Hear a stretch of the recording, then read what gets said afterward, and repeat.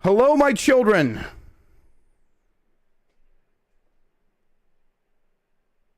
All right. Computer then. Okay, he's gonna restart his computer because his mic sounds weird. Everybody, we're getting started right now. I'm playing Destiny.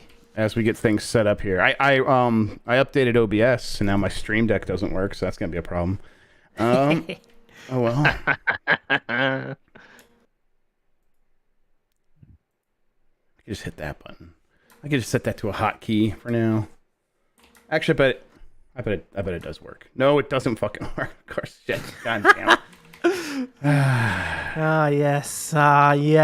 This is how you should feel. Tech Issues and Jeff Grubb. Name a better podcast. duo. Yeah, that's. Oh man! In the other day on Jambon, they were like, "Oh yeah, Chef is like he's OBS. We can trust him." Like, what the fuck are y'all talking about? He knows about fooled OBS. them. Yeah, he knows about the Go XLR. He breaks that shit like every 2 streams. Well, What are yeah, you that's how I talking learn by breaking. All right. I wanted to do something. I updated to this OBS specifically for this one feature. Application specific audio capture. What the hell? This is so exciting. How do I do it? You could do that before. Well, you could do it with a plugin before, yes. Well, you could do it No, you without do the plugin, just adding the sound source. Now it does it automatically. No, you couldn't just add a sound source for one application, could you? No, you couldn't. I use Voice Mirror Banana. That's why I can. Well, yeah, right, exactly. Yes. Like, you're right. You couldn't done it. You're 100% right. I'm a weirdo. Yeah, you should feel I bad. could do it with the, You should feel yeah, bad. I could do it because I was like fucking around with that. Yeah. But yeah, now it's like more straightforward. Hello. We don't shame here. Hello, Mike. Talk. Hi, I'm talking. How do I sound? Strange. I don't know what it is. It's like not What is necessarily this? bad. Yes, It's just, what is? It sounds like he's streaming in like a really small enclosed area. Mike? Are you using the correct mic? Yeah. Yeah. Yeah, sure. Are there are the dials on the mic? Do you have it set to the right thing? Yeah, the front one. Okay. Speak right into the front. I'm speaking right into the front right now. Hmm. And this is me speaking into He the does back. sound over. Yeah, it the doesn't. process. It's What would it be? Weird. Because I don't have RTX. no. Make sure. Do you update it any like driver or anything? Because when you were streaming, you sounded normal. Right. You were streaming like minutes ago. Hi, Major Blazer. Is your mic backwards? No, he just checked it. It was like he was just speaking to the back of it. Okay, Google. You do sound. You can make a podcast with this. Yeah, this will work. But Yeah, but if you go to no, hang on, give me a second. it sounds like it's lower like quality. Let me check the. No, the voice channel is fine. Yeah, we're fine. We're fine. We're in the right server. Yeah, we're on the right server. Mike, if you go to hang on, let's see more sound settings. No, okay. If you go to like hit Windows key and you go to sound settings, like type sound settings when you hit the Windows key, and then scroll down on the Windows 11 or whatever it is that you're using to where it says more sound settings. So you get the like the old Windows version of sound settings, and then go to recording and find your microphone. I'm on. I don't see more sound settings. Okay. Well, what do you see? I mean, I'm at the sound thing. There's output. There's input. There's advanced sound options, which doesn't have much. I can open up a sound. On your on the sidebar, is there more sound settings? On the left or the right? Maybe on the right. Is there like okay? Let's see. Are you using Windows 10 or 11? That's a good question. I think it updated to 11. Okay. Is your window thing on the middle of the bar or in the corner? 1 second. What's this? Okay. Test. Oh, that was output. That's bad. Done that. So do you see like all sound devices, volume mixer, things like that? See sound control panel. I see What's under advanced? app volume and device preferences. Wait a second. What? Why was it? Okay. in this, it had my input set to the webcam for some reason. Yeah, but this is not the webcam. It's Yeah. Sound control panel. Speakers recording. Maybe the tapping confused us. Maybe he is on the webcam. Properties. Listen. Levels. I'm in the advanced things for specifically my microphone. right. Okay, can you go to let's see, for your microphone? Can you go to advanced and like turn off anything that's like allow applications to take exclusive control of this and stuff? Yes. And then what are the options for like your quality at the top there, the default format? So there's 2-channel 16-bit 4100 or 4800. Isn't 4800 not what I want? No, 4800 is fine. I want 4800. So turn off allow applications to take exclusive, and then turn. Okay. And how about enable audio enhancements? That's something under this. I would turn that off too. Yeah, that sure shouldn't.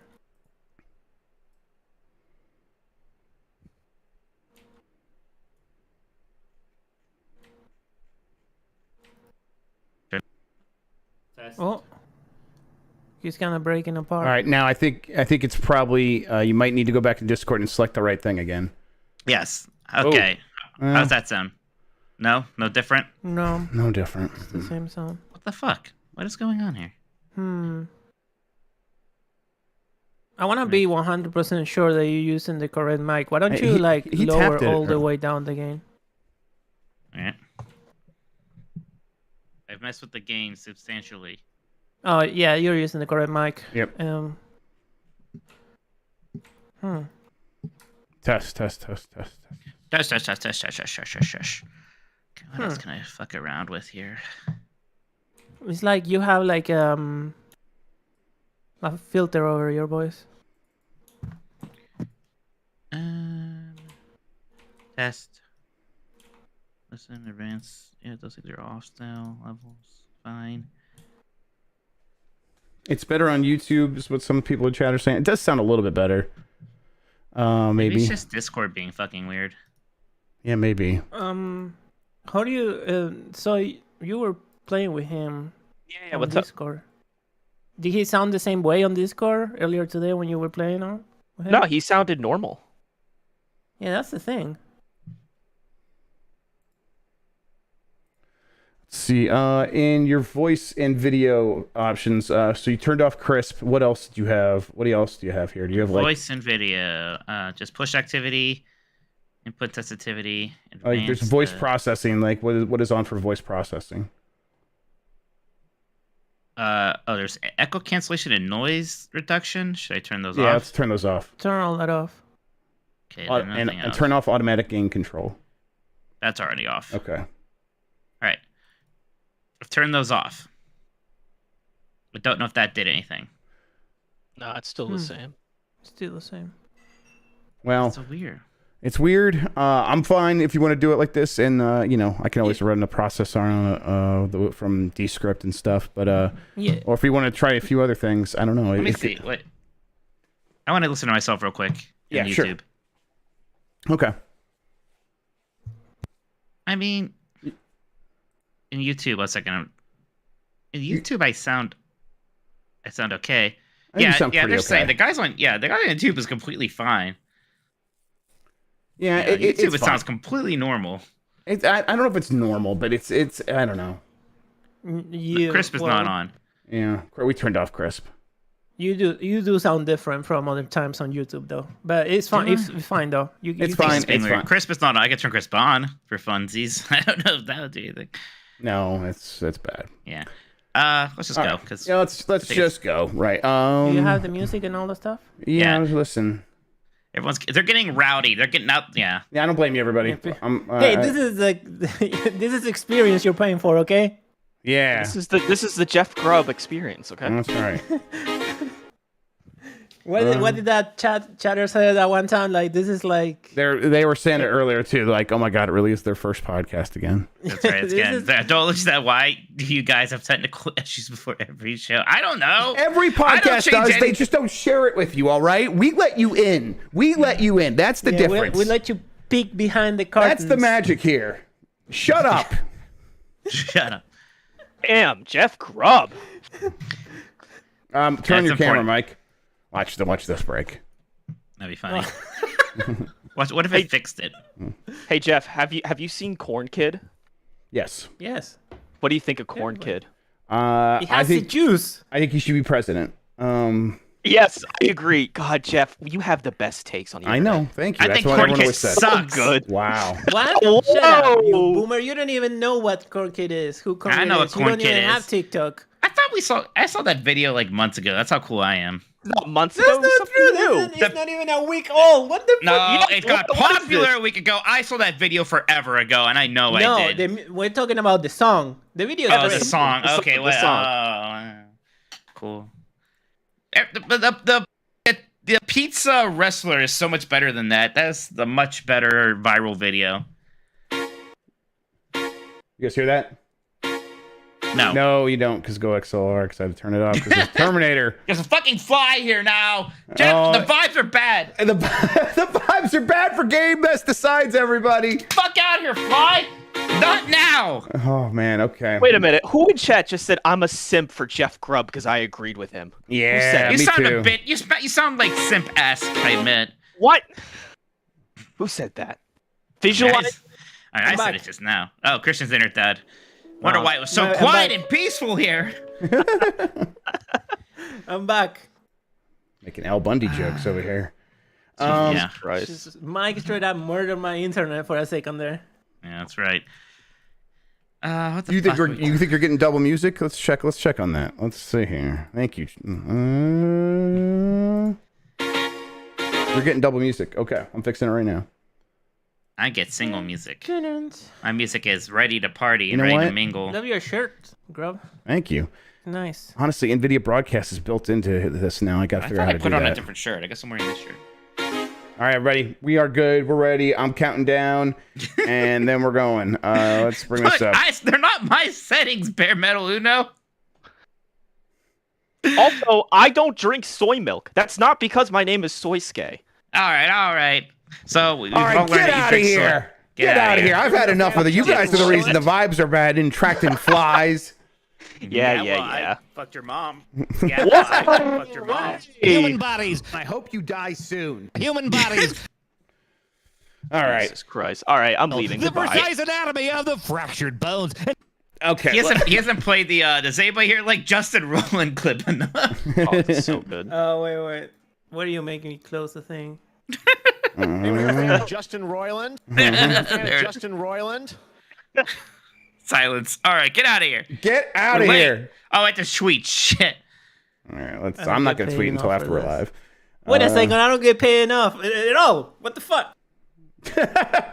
All right, we're counting down. We're starting right now in 5, 4, 3.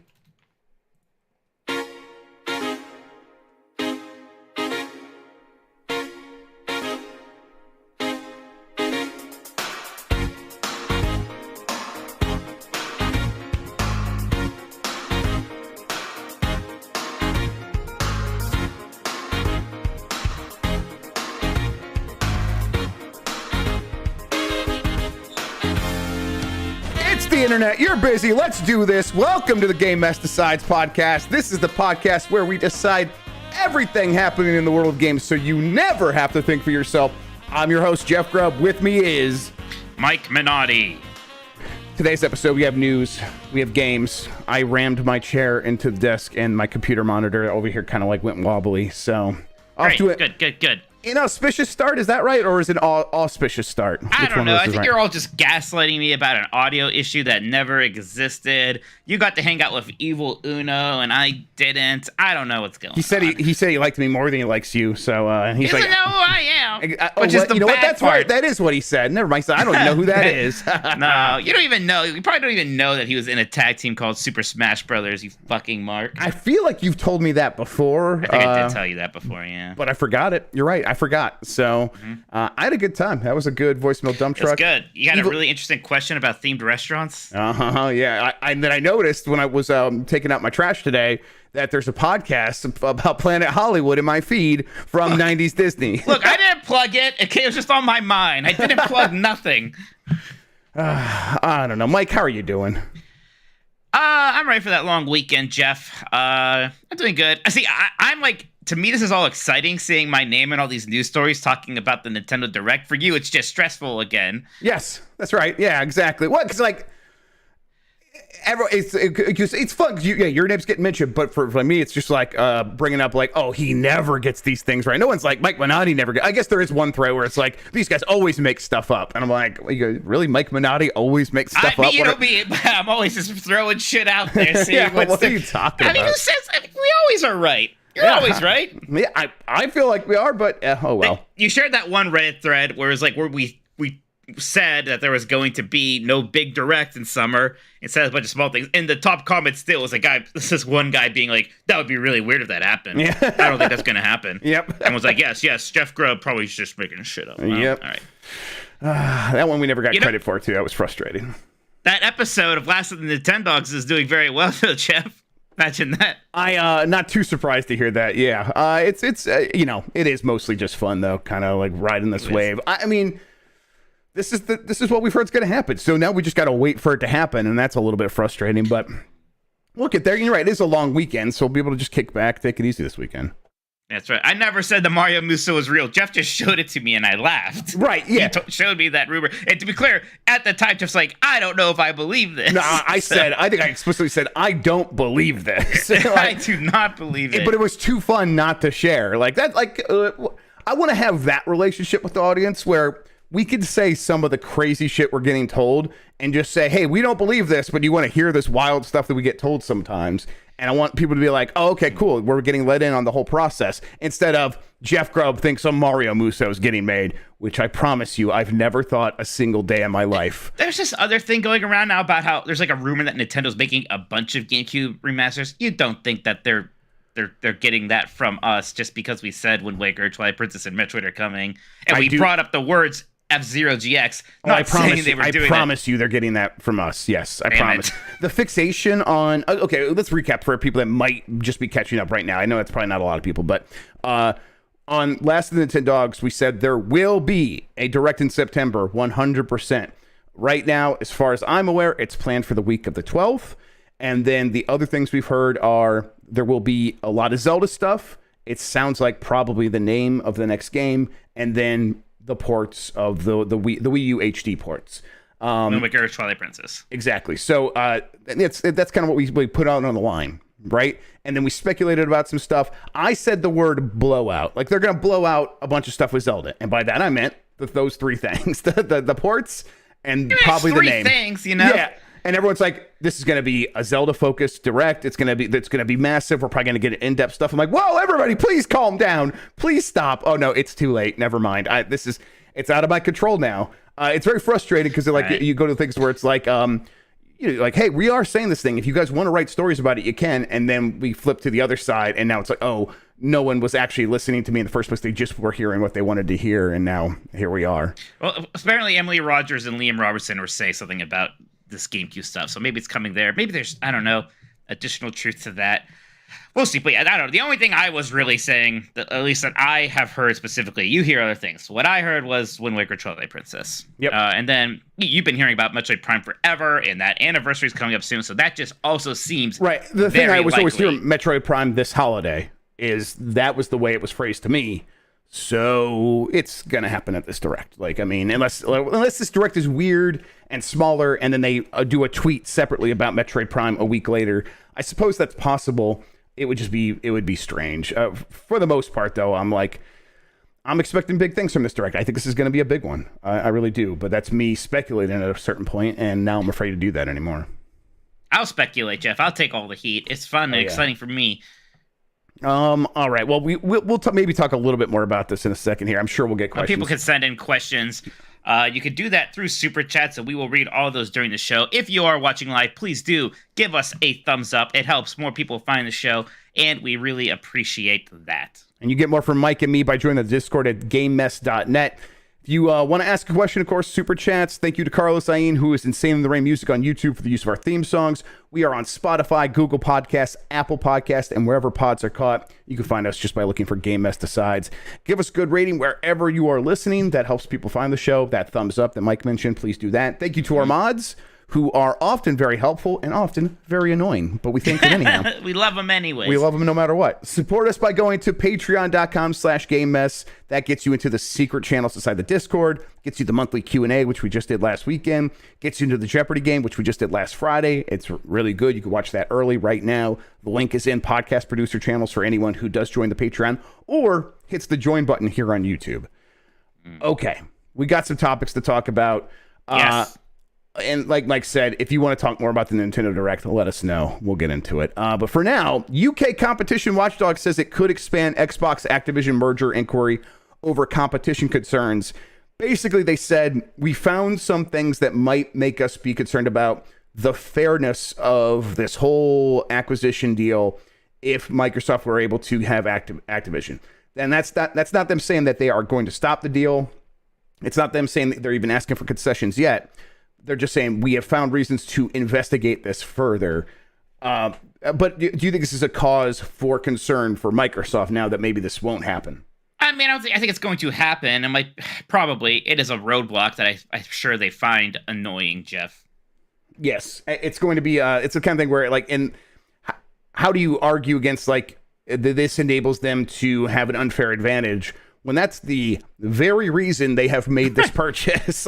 Right. That's why you spend $69 billion to have an advantage in the market. And that was the phrasing where hey, they might be able to use the popularity of Call of Duty and World of Warcraft post-merger to harm rivals, including recent and future rivals in multi-game subscription services and cloud gaming.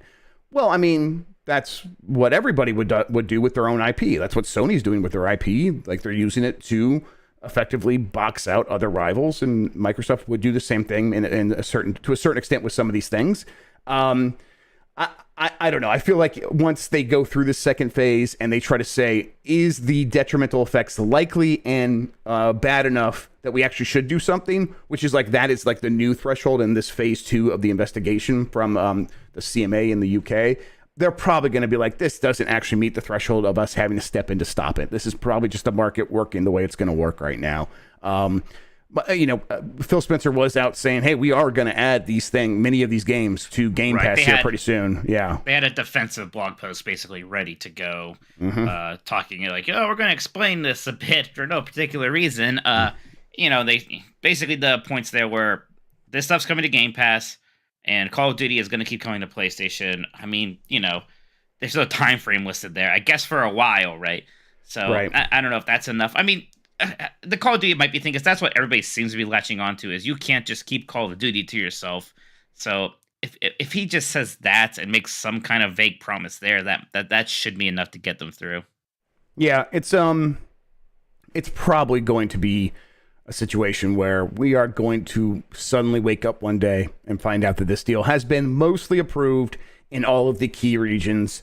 And if there are some concessions, they're probably going to be very minor. Or if they are substantial, it's probably going to be Microsoft finding some way to sell off one major piece of this to someone else to ensure that it gets King and Activision and the most of Blizzard or whatever. Something would along they those lines. sell off? Well, I mean, I think they would maybe there's parts of one of these companies they could sell off. I don't know. I mean, maybe some of the studios within Activision. I don't know. I don't know what kind of concessions UK would even be looking for. So, sure. Yeah. Konami says it will announce a new game from a series loved around the world at Tokyo Game Show. Chris Scullion and Andy Robinson over at VGC looked into this, and they said it doesn't seem to be one of Castlevania, Silent Hill, or Metal Gear Solid, which all are in the works and to some degree, according to VGC, and they've been reporting that for a while now. What could it be, Mike? Is it Rocket Knight Adventures? Was that Konami? I mean, I wish it was. I don't know. I love Rocket Knight Adventures. I don't know if it's beloved enough. I mean, we don't even have a compilation of those games yet. So, honestly, the only thing that's not of that Metal Gear tier that's still pretty well known and famous that I can think of right now is Contra. Yeah, but they did a Contra just a couple of years ago, right? It feels like a couple years ago, Jeff. I bet you'd find out that was 6 years ago already or something. Man, probably. It was one of the rare games that they made right after all the shit went down, Metal Gear Solid 5. Yeah, you're probably right, yeah. So it was a bit ago now. And again, no one remembers it. No one played it. It wasn't very good. It was 2019. 2019? Really? Yeah. Okay. Rogue Core, Contra Rogue Core. Yeah, that's it. Rogue Cores. No one remembers. Yeah. So, but I mean, the do it again. It's not gonna be Suikoden because we basically already have new Suikoden coming out. But someone said Bomberman, and they're already making Bomberman Super, whatever, Bomberman R2, so it can't be that. Maybe Bonk is coming back. I don't know. I mean, they could just be lying when they say it's beloved, right? That's true. Yeah, exactly. It could be. Bamon, ooh. What is Konami's relationship to the Bamani series? Is that What? they Bamani like the DDR, but you do it with your hands and stuff? Oh, Is that them? I forget. I mean, maybe it's Beatmania though, because they did a lot of those. Maybe it's gonna be Guitar Freaks. Right. You don't get Guitar Hero, but Guitar Freaks is coming back. I don't know. Yeah, it's a lot of things. It's just weird. If it's not those big three, then what could it be? Right. I don't know. Andy Robinson also said, like, following up on this, that after putting out this story, he heard from multiple people that something will be happening with Silent Hill sooner than he originally thought. I joked with him on Twitter and said September with a GIF or whatever. Who knows? But it is a busy September for like a lot of announcements. I suppose though, if they're talking about like a game that they're going to announce and something's happening at a Tokyo Game Show, then when do they actually do this? A Silent Hill thing or whatever? It probably is going to happen still in a couple months from now, if it's happening at all. Like, I know they're working on a Silent Hill, but who knows if that actually got to a point where they're actually going to put it out on market. Maybe they'll cancel it and forget about it forever. We'll see. Jeff, is there a stain on my shirt? Or am I being gaslit by Chad again? I do not see a stain on my shirt. Where do they think a stain is at? I don't see a stain. I think they're messing with I think me there's again. a shadow that is like bothering them. They cannot possibly mistake that for a stain. Yeah, but some people are some people in chat. There's a stain in your shirt. No way, I'm totally being gaslit. Yeah. Oh my god. Okay. Wow. First the audio things that you made up, and now this shadow. Yeah, there's absolutely no stain. That's you just sound to fine be now. clear, Yeah, you're right. That's the logo to Jurassic Park. That it's not a stain. Oh my god. According to Dusk Gollum, Metal Gear Solid 1 through 3 are getting new remasters. Again, this is something we've known about for a long time because of VGC. Also, Metal Gear Solid 1 through 3, I think, have all been removed from sale on places like PlayStation Network because of like licensing rights for news footage that was used in it. And that's been like a year where those games have not been available. So right. this would give them a chance to bring them back and begin selling them again. I hope when they come back, they don't have like new like in-engine news footage. There was something so incredible about that vibe of the grainy, actual live-action news footage. I mean, it makes sense, Jeff. You know, it's a little weird because how do you remaster Metal Gear Solid 1? I bet these are very light touch remasters. Apparently, you might be right. Apparently there's also like a remake. Everyone keeps making that rumor as well. For 3 and 1, there's been remake rumors for. Right, exactly. So, another remake of 1, we should say, after Dennis Dyak's Twin Snakes. But people keep wanting me to play Twin Snakes on the GameCube, and I'm like, maybe. I played that once, and I would almost always rather just play the PlayStation version. I would rather play the PlayStation version. It'd be fun to play. I remember, like, it had a bunch of way over choreographed Matrix style, John Woo style cutscenes for no reason that just absolutely did not fit in with Metal Gear Solid 1's whole Tom Clancy meets a dash of anime vibe, right? So, plus, like, they just added in mechanics from Metal Gear Solid 2, like first-person shooting, that inside of that game make no sense and just break the game. Like, just makes everything way easier. So, it's certainly, I guess it technically looks better. They also got rid of all of the characters' accents for no reason, and then that became canon.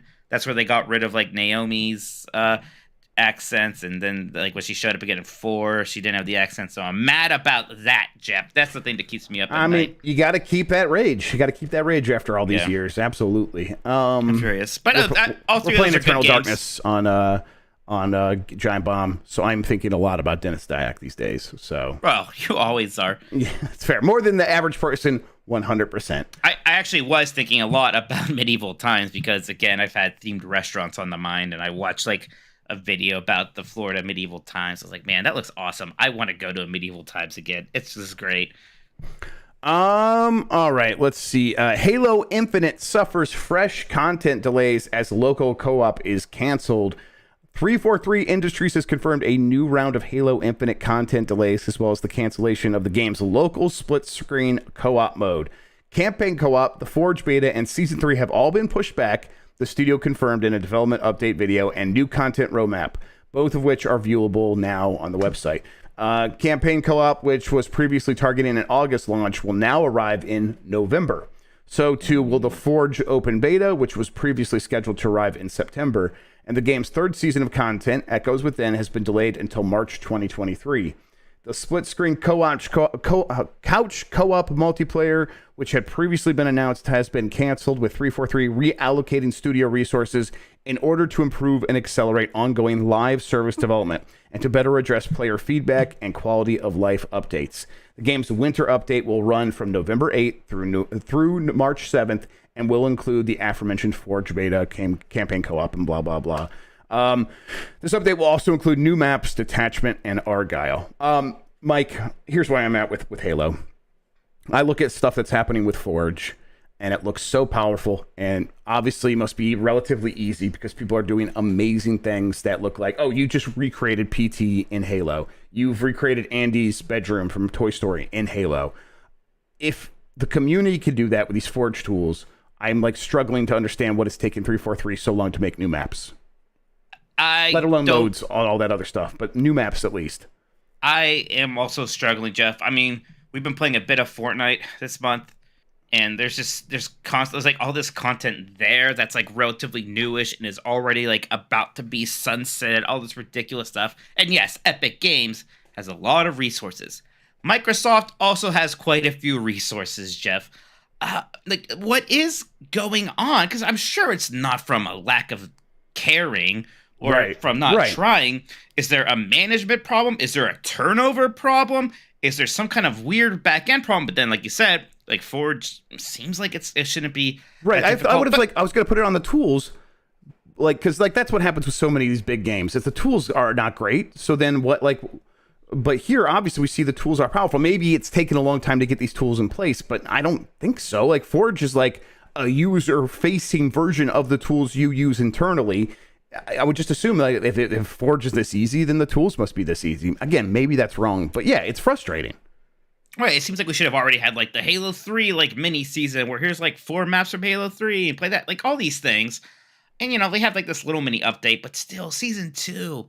Like by the time it ends, is it going to be like what, 10 months since it launched? Something ridiculous like that. It's kind of not like, you know, making cosmetics, like making enough cosmetics for season passes. How is that big a problem? Again, their cosmetics aren't that great. They're just armor things. They all kind of look like Master Chief armor. What's going on? I will still be showing up for some of these things. I would love actually to play through that campaign co-op. It is a shame that it just keeps getting pushed back and pushed back and pushed back. But I will probably still show up for it because I love that campaign. People will not be able to convince me that campaign isn't good. I played it. It's great. Oh no, that campaign's great. Right. But it's just every single headline about this game for month after month after month is sort of like, oh, this is the worst this game. This is the worst position this game has been in yet, and it keeps getting worse and worse and worse. It's exhausting. Mm-hmm. I would rather just go divert my attention to something that I know is reliable and fun. So I'm playing Fortnite. Like, it's a tough place for Halo to be, and it's going to be a tough hole to dig their way out of. I mean, the whole reason they did this Infinite thing with the free-to-play is because they wanted it to kind of be a bit more like Fortnite, right? And I guess that's, you know, obviously just not very easy, but it's a bummer because I really like Halo Infinite. We always had fun playing it. We were playing it for a bit, but at a certain point, I want some new content. And, you know, Season 2 didn't have that much new content anyways. And now it's like, oh, that's going to be extended, and there's like a couple new things here. Like, again, why didn't it just have a Battle Royale mode at some point? There's all these little things. Yep. A lot of these things probably are still going to happen, and we will probably get there, but it just feels like not enough happened in this first year to really give me a lot of confidence going into year 2. The co-op thing is weird. I mean, technically... Canceling co-op, yeah. Well, canceling couch co-op's weird, but technically, like, just co-op in general, how long that took. Like, that was supposed to be a feature of the game when it was supposed to come out back in, 2000... Yeah, just 2020, right?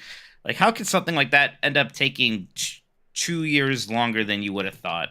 Yeah, and like when you think about it, I don't know. The pathway for this game is maybe one of the worst examples of a major game supporting itself after launch that we've seen so far. Like, I think even Fallout 76 like had a better, like by the end of the first year, Fallout 76 seemed like it was like in a slightly better state than they this. had the opposite problem where it came out and it was kind of all bad, That's and then true. they sort of improved it by That's right. dropping content. Right. It did not. It had such a terrible launch that, of course, everything was going to feel like up and up from there. But yes, It's kind of it's kind of weird trying to think of a game that had a strong launch and then just kind of disappeared, or not disappeared, but just like the negativity just kind of kept growing and growing like this. Right. So yeah, I don't know what's going on. it's gonna be hard to turn those vibes around for a game like this. We'll see if they're capable of it.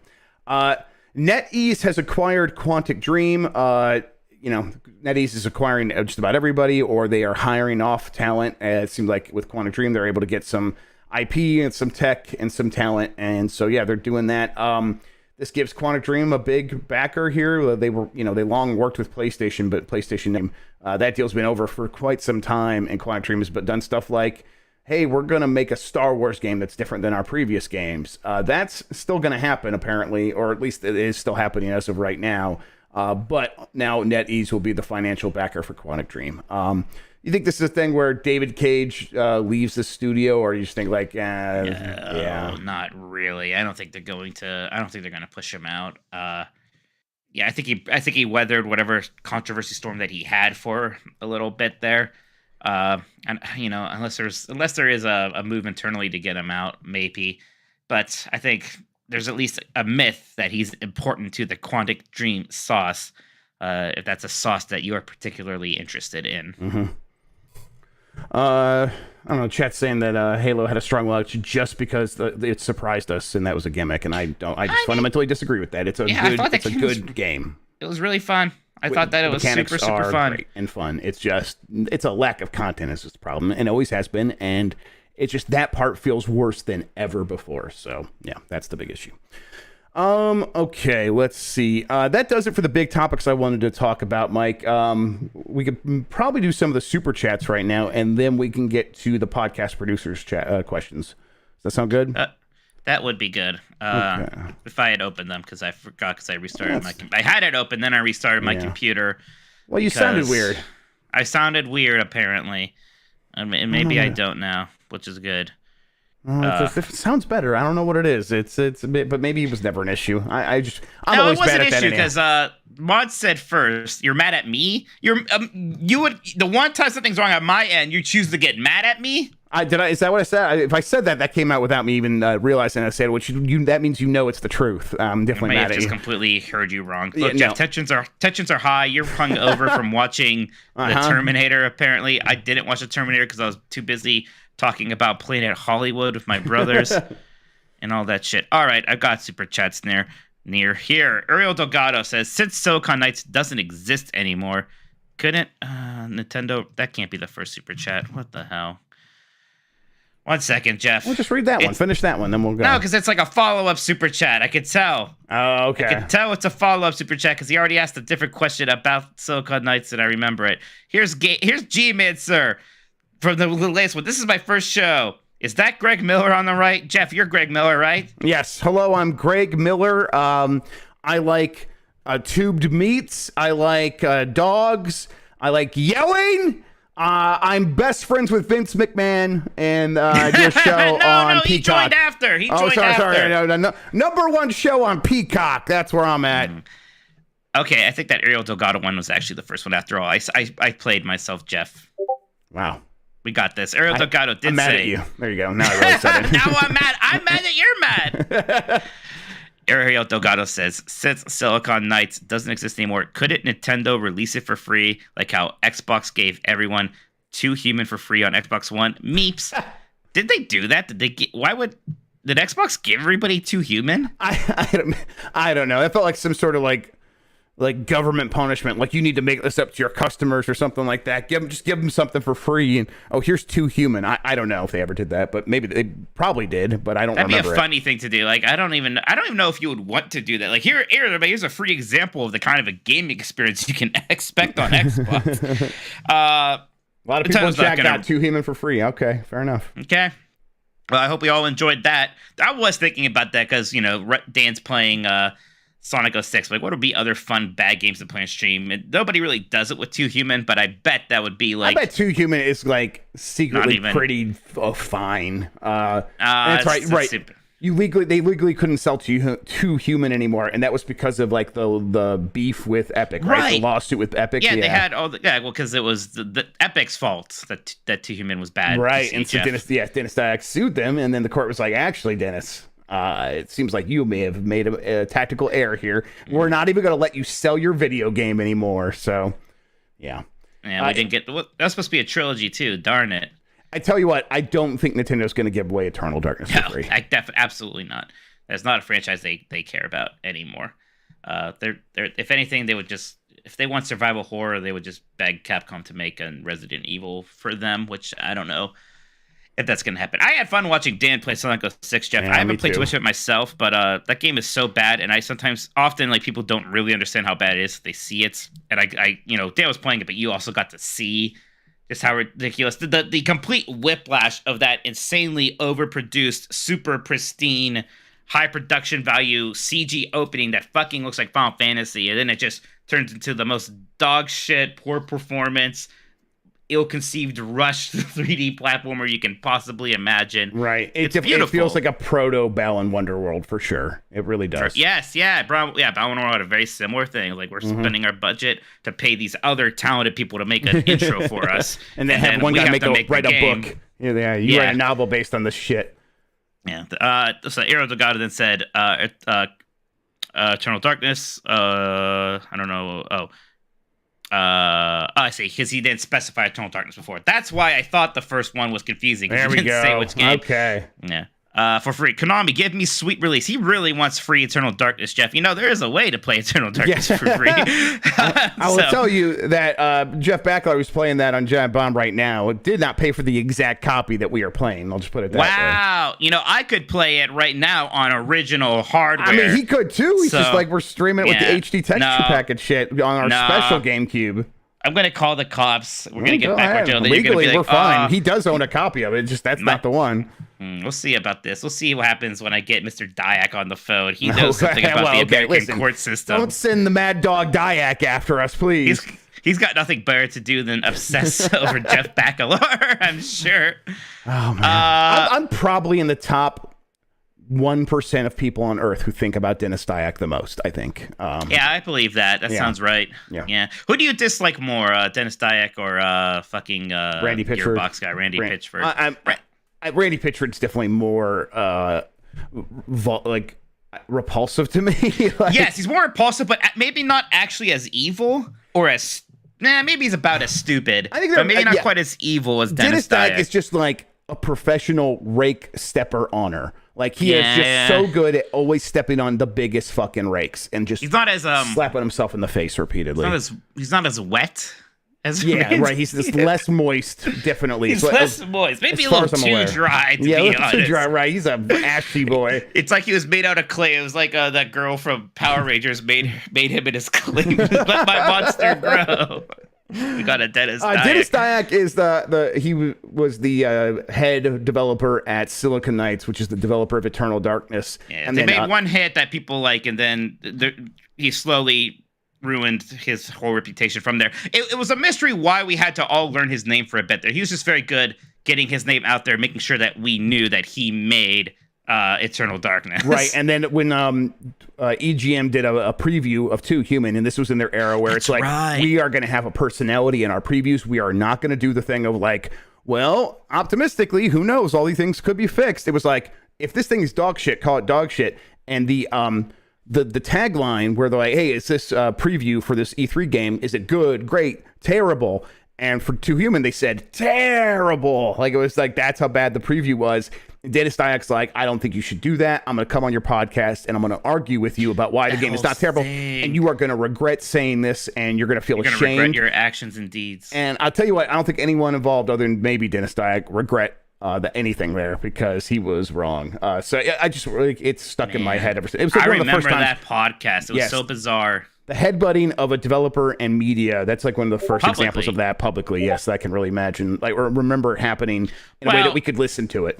On the bright side, Dennis Dyack showed us all when Two Human came out and ended up actually being good. Right, so, game of the year, of course. Yeah, absolutely. So who feels stupid now? All right, from pillar to post says, "Hey thoughts, God, hey Mike, thoughts on this weekend's All Out card." All Out card, Jeff, AEW on Sunday. Have they announced the championship?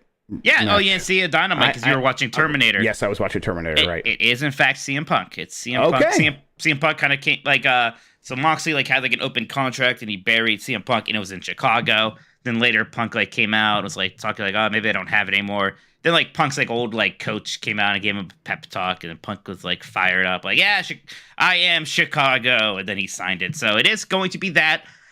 It'd be funny if it was just another squash match and that Punk would be just lost awesome, again. actually.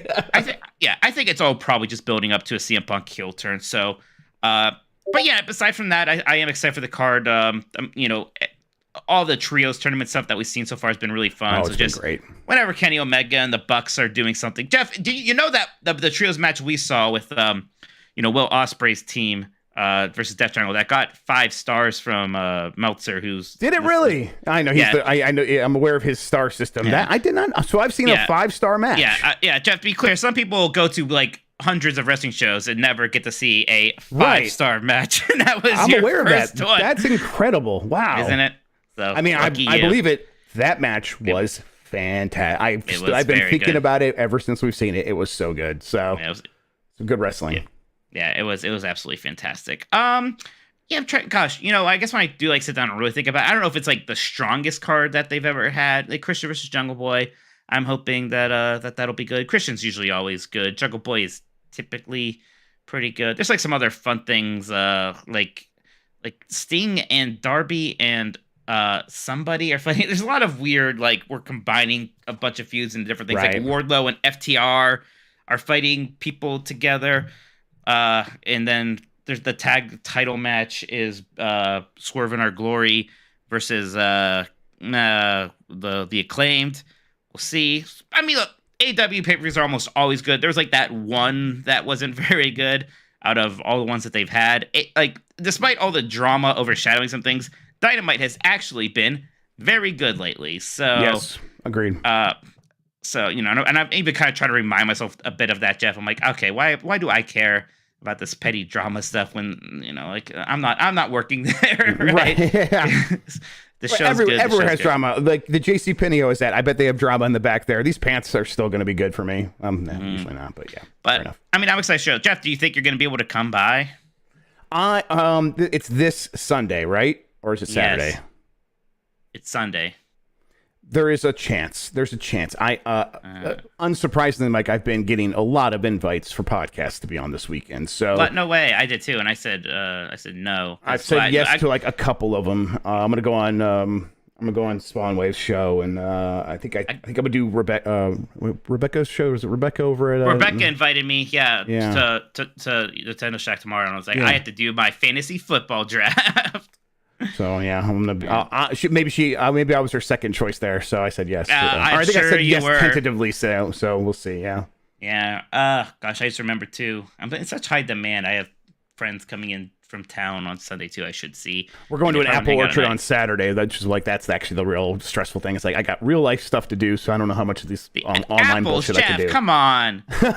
I'm specifically getting some to bring to you on Sunday. No, you'll be kicked I out am of the aware town. of how I will be treated if I bring apples to your home of That's all right. places on earth. Very, very, very, very, very, very poorly. Next one here. Joseph Schmidt says, "Is mayonnaise a direct? Keep up the awesome work." Mayonnaise directly to you, and I spray one of those like squeezable mayonnaise bottles right at the camera.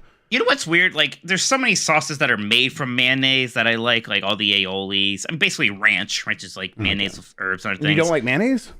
No, I find base mayonnaise weird. There's something weird. Like, I can eat it, honestly, if I need to, but I don't like it. Like, even the texture is weirder to me than anything made with mayonnaise. I don't know why. Fair enough. Mayonnaise is good. The aioli and all those other things are actually probably better. I'd rather have a good garlic aioli. Well, yeah. I mean, you put garlic and shit, of course it's better. Yeah. Gar2 says, given Halo Infinite's issues and Microsoft's acquisition spree, could you foresee Xbox position something other than Halo as Xbox's new flagship IP? No. I mean, well, the only thing they could do would be Call of Duty, and they can't because they're going to put that on PlayStation for a while, right? Yeah, I think Yours isn't there. Microsoft only has so much say in that, right? Like they can try to position things all they want, but if like Starfield becomes like a Skyrim level equivalent, then Starfield would become like the next thing, and it'll be it'd be like, oh yeah, this thing matters, and Halo is sort of faded if they don't if they don't resurrect that game. So yeah, it's possible, but I don't think Microsoft's positioning only matters so much. I mean, Halo was still like kind of forefront even when like Halo 5 wasn't very good and all this stuff. Yeah, but that's when they had like 3 games, right? They only had the 3 games. Maybe Tracer's going to become the face of the Xboxes. But I think it'll still just be messy. It's just too ingrained, Jeff. I don't know. Yeah, Paul Newhouse said, thank you for your help at Nick Turbo. Oh, Paul helped him with a little issue he was having getting into our podcast channel. So thank you, Nick, for helping. Thanks, Nick. Paul there. Appreciate that. And then Smoothville send in a super chat saying, hey, thoughts? What would you play first, Wind Waker or Twilight Princess? Jeff, I mean, I like Twilight Princess fine. I think it has very good dungeons. I like Wind Waker a lot more. So I'll probably play Wind Waker again. I will play Wind Waker first, yeah. And then I'm going to definitely I don't know if I'll finish Wind Waker, but I need to play and finish Twilight Princess since my copy got stolen. So I never actually finished it. So this will be my chance. Yeah, I mean, Twilight Princess has a very long intro, and most Zelda games kind of have annoyingly long intros. Twilight Princess is very long, like that, and Skyward Sword are famous for the long intros. And I already just did that not too long ago with the Wii U version, and then the Twilight Princess the one where you stop the goats? Yes, there's goats. Okay, I like that. I like that intro. I always like that. So you like stopping goats? I like stopping goats, Mike. Yeah, you would. I'm a dirty goat stopper. That's for sure. That's for sure. You have to do some sumo stuff. It's just long. Don't act like you like it. It's a lot of text boxes. You'd fucking hate it. I think I liked it at the time just because it was more new Zelda, and so I was probably more forgiving of it. But you're probably right. I'll probably hate it this time. Although, hey, I'm still playing Xenoblade, and I'll tell you what, that game has some text boxes. It does have text boxes, but that game's also good, actually. So yeah, it's really good. Much better, man. Just so much better paced than Xenoblade 2. I haven't beat it yet. I'm going to already be shocked just 3 hours in if it isn't easily my favorite Xenoblade game. It seems to address a lot of the issues I had with other entries in the series. Bare Metal Uno just dropped one here. Says, love you guys. Will either of you be going to Portland Retro Gaming Expo this September? I wish. Portland's just too far for me to justify that kind of trip. I couldn't really, for Games Beat in terms of a work trip, nothing really there for that they would want to cover specifically. Like, Jeff, maybe that's something you could almost convince Giant Bomb for. It is, but I think we would probably if it was, if I could line it up with like a PAX, it's definitely the kind of thing where we can do a panel and stuff. And October's busy, and all the new releases are coming out. I'm also I'm already taking off too much time in November because it's November. I have a wedding, and then I have a family vacation. Yeah. So, I wish. I'd have fun just going through all the GameCube stuff. It'd be good times. Ooh, somebody else is sending me some GameCube games, Jeff. Oh, fun. Yes, people are very nice. They've been reaching out and helping me build the collection, so I like that. Are they being nice, or are they charging you American dollars? This person wanted to charge me nothing, and because, Jeff, I am such a good person, I'm insisting on giving him some money. I'll have you know. So, suck it down, Daikatana. Have you gotten Ultimate Muscle yet? No, because that one guy could have given it to me, and it was like $80. And I was like, no, I'm not paying $80 for Ultimate. At first, I was asking about it because you like it. Jeff, I find that main character beyond repulsive. I think that is the worst character design of anything I've ever seen. Is that Ultimate Muscle dude? Yeah, he's got a horn. He's got the. You should hear his voice in the anime too. It's terrible. It's whiny beyond whiny. He's got the old racist cartoon lips. Yeah, but he's not he's white, so it's okay. So it still weirds me out. It does. The game, of course, does also have Ramen Man, which is just a Chinese man with a Chu Man Fu mustache, which is problem. It's a problem. Yeah. I don't. It's a good game, though. But good game. It's a good game. There are some wrestling GameCube games, like WWF ones, WE or whatever at that point. I don't think any of them are particularly good, but I would still like to try them, because why not? Jeff, that's it for Super Chats for now. Should we take a little break before we get to these podcast producer questions? Yeah, let's take a break right now. We will be right back, everybody. All right. Isn't there a ring with the Confederate flag? Of course there would be. Well, you know what? The Japanese did that. Like, what the fuck? Sure, they can make fun of us. Right, exactly. Yeah. It's the southern back. character. It's like the It fly. does have that.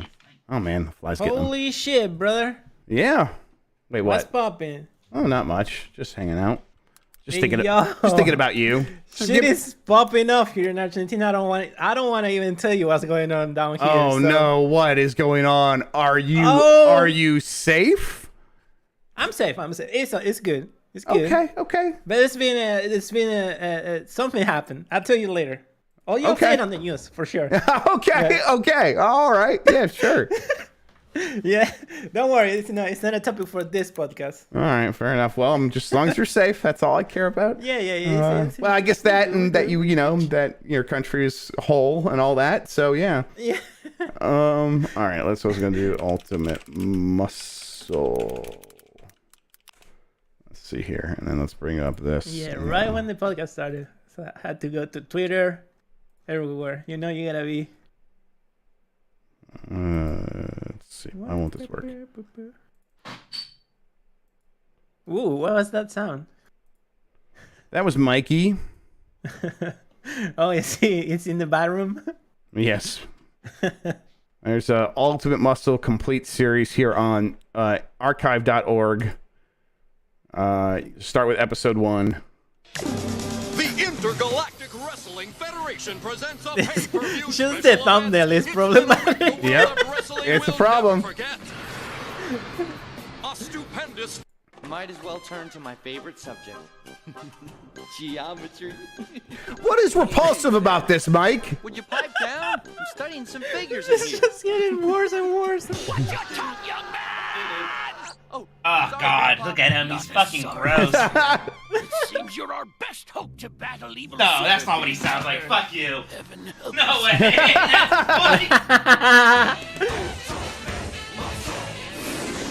The copyright claims could come for me. I don't care. I don't want to go.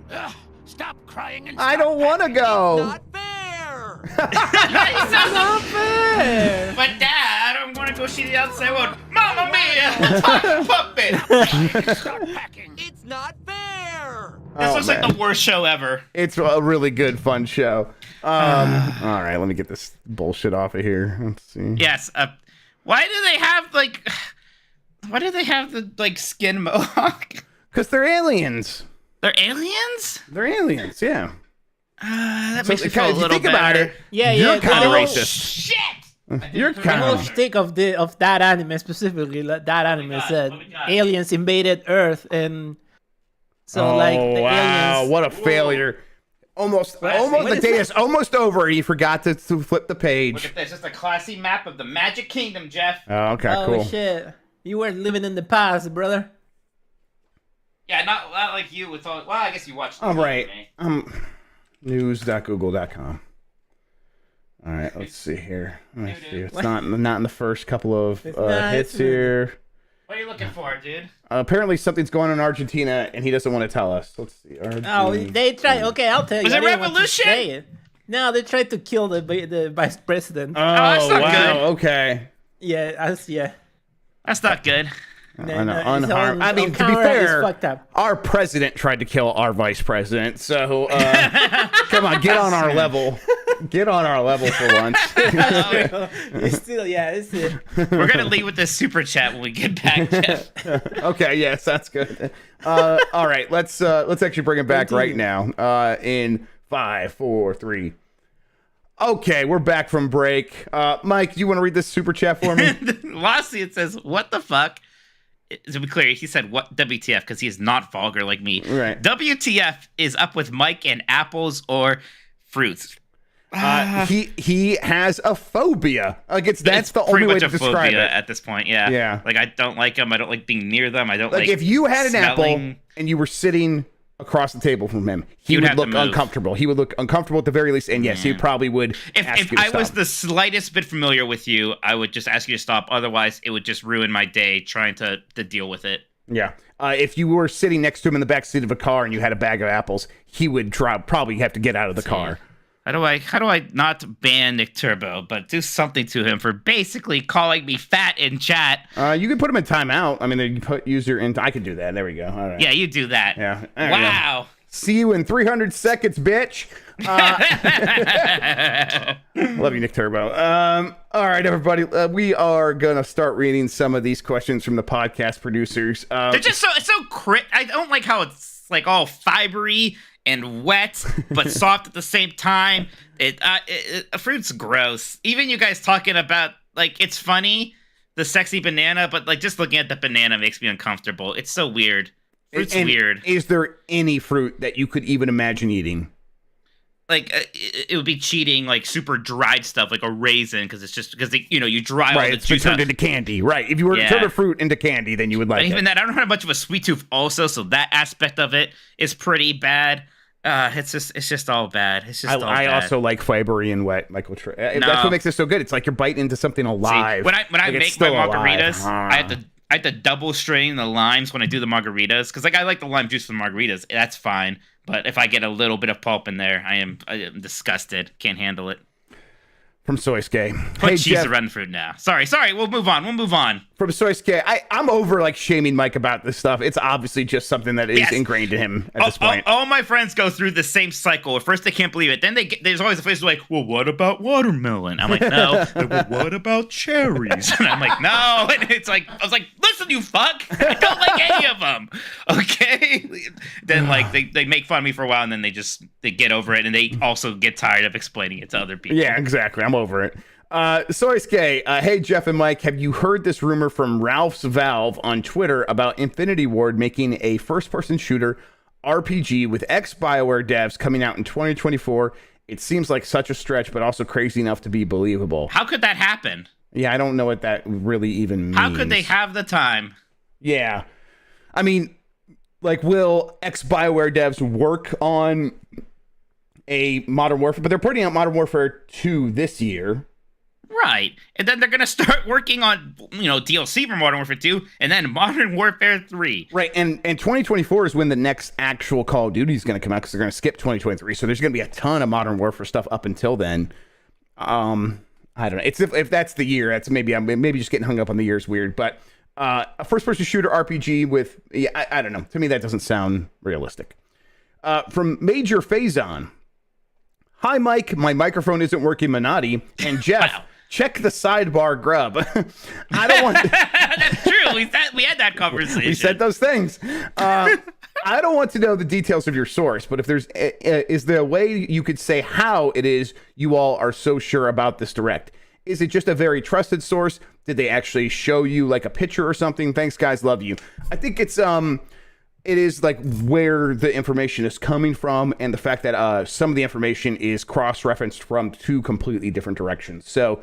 One side trusted of it, source is a part of it. Yeah. Yes, one side of the thing is like, oh, that person's a trusted source and is in a position to know, and then the other side is like, this person is someone that I trust very much, and they said something completely separate and independent of everything else we've heard, and it lined up with what we've heard, and that helps. Like that cross reference for me at least is very crucial.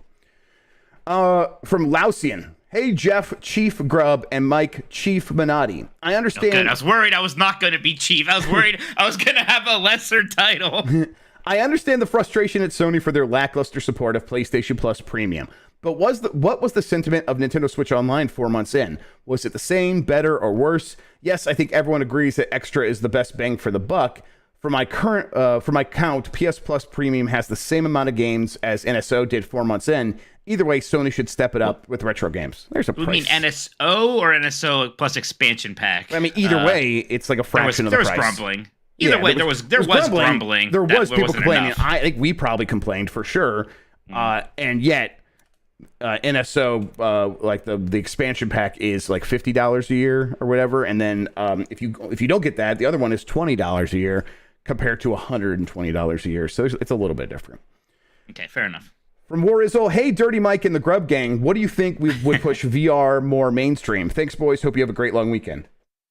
What would push VR more? The metaverse, obviously. The future of the internet. There's gonna be one of them, and that's how we all browse the internet. And we'll need our VR because, of course, you can't do it without VR. And then, nothing. Nothing. I guess it's going to be a long process. It's just going to be... Evil Uno asked on the dump truck today, like, hey, has there been like a big VR game since Half-Life Alyx, which feels like a couple years ago? And the answer is no. Yeah, I like, while we were having that conversation, I like went on Steam and I clicked the VR titles button here on the store. And I was like looking, all right, new and trending. And it's mostly stuff that we've seen before. It's like Tank Mechanics Simulator VR is one of the bigger ones right now. And Beat Saber still. Yeah, a lot of casual stuff like Master of the Tattooverse, which just looks like a fun little room playground, and you give people tattoos.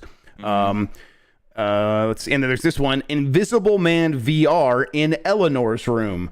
Be an invisible man in Eleanor's room and look up her dress is basically the game. I was about to say it sounds like kid trash, and then it got really perverted. Yep. So, yeah, that's where we're at with VR right now, which, okay, fair enough. I mean, look, PlayStation VR 2 is going to like be a boost, but probably more so for PlayStation than for VR. Right. It's like... And Beat Saber is surprisingly fun, and that's still the game people talk about. There is no new game replacing that.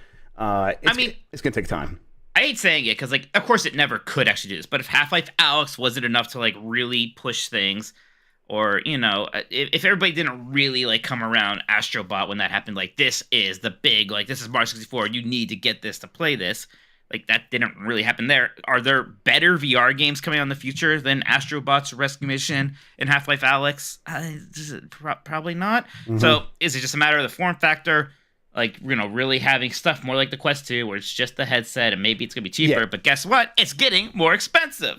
Right. It's going to be like pretty much on this level, even with PSVR 2 coming out for the next several years. And then someone will make some big upgrade to the tech. And it'll be like, oh, everyone wants to try it out again because of this. And they were able to get the price down at the same time. And then everyone will check it out again. And then maybe some of the people make some more games. And then it'll probably go dormant again. And then a similar thing will happen years down the line. And then maybe it is mainstream at that point. But it's going to take years and years and years still. From Fluffy Cloud Gamer, will you guys still do a big Game of the Year episode like last year, despite it not being for GamesBeat? I know you guys polled the audience last year, but curious if you guys will have an episode just between the two of you or some guests picking best of 2022. We haven't talked about it, but I like Game of the Year stuff. I will definitely be doing Game of the Year stuff with Giant Bomb. That's a big part of what I do there. But that's kind of the... Yeah, go ahead, Jeff. I thought... No, I insist. I did not mean to interrupt you. No, it's okay. It happens. I will say that I think that we could probably find a way to still do some fun stuff with our own, like, personal Game of the Year, like, picks and stuff like that, and we can make it a fun presentation, right. Involve the community. We definitely did do that last year. We would probably do that again. Maybe we can do some fun stuff with, like, a leaderboard or something like that, but we'll figure something out.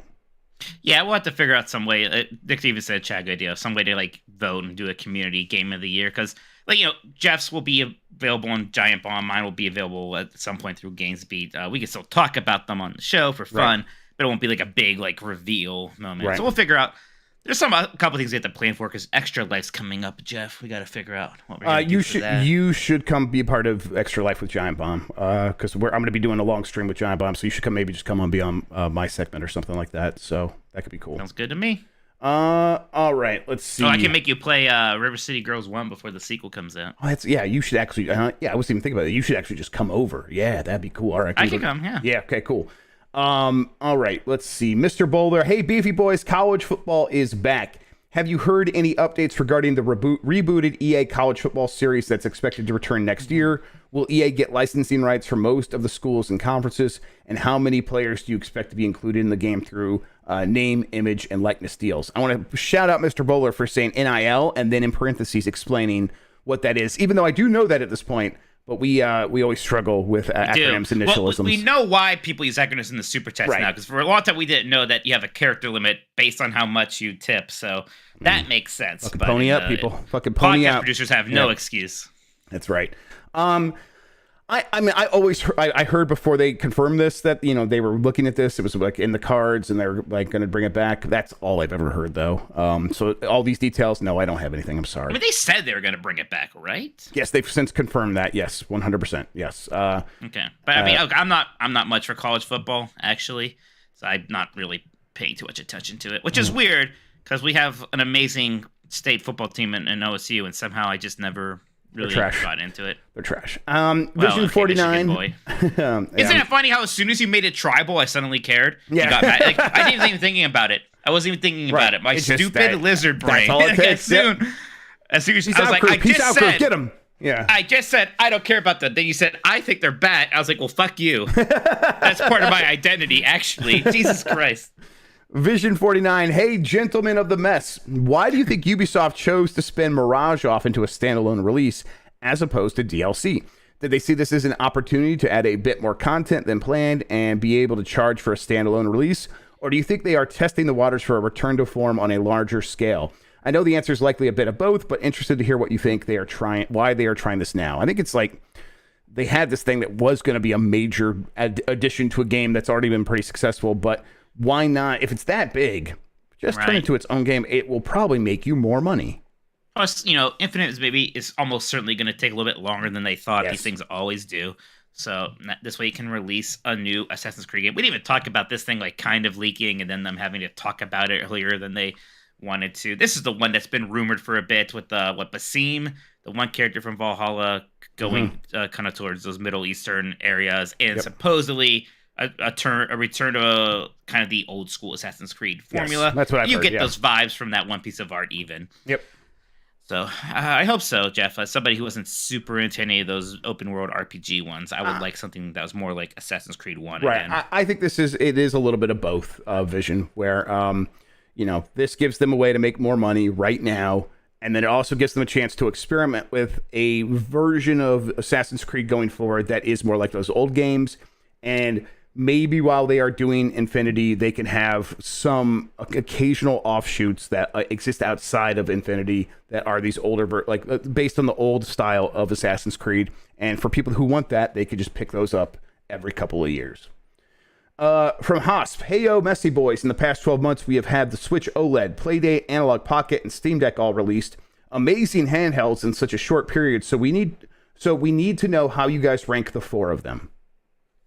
Man, I can't believe that the OLED isn't a year old yet, but I guess it did come out right around Metroid Dread. I can't believe Metroid Dread's not a year old yet. I feel like the game's been around a bit. So what are the Analog, Playdate, OLED, Steam Deck? That's right.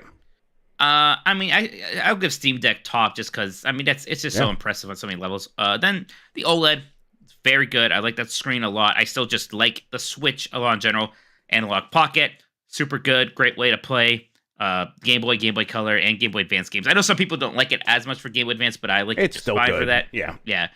And even the Game Gear adapters neat. I don't have a Playdate yet, but I'm also not very interested in one. I mean, that's how I would rank it as well, with Playdate on the bottom, but only because the Playdate is something different. It is a little toy distraction. Sure, like it is what it is. It is, and it's supposed to be that thing, and it's not supposed to be one of these other things. But yeah, the Steam Deck is just so impressive.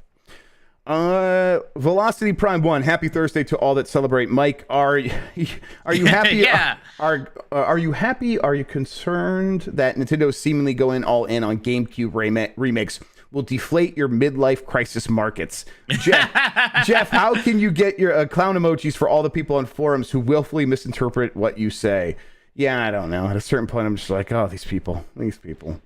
I was quoted very accurately in the two stories I saw, which was just VGC and GameSpot. Right. So, I mean, I would hope GameSpot would quote us correctly. You basically work for them. So.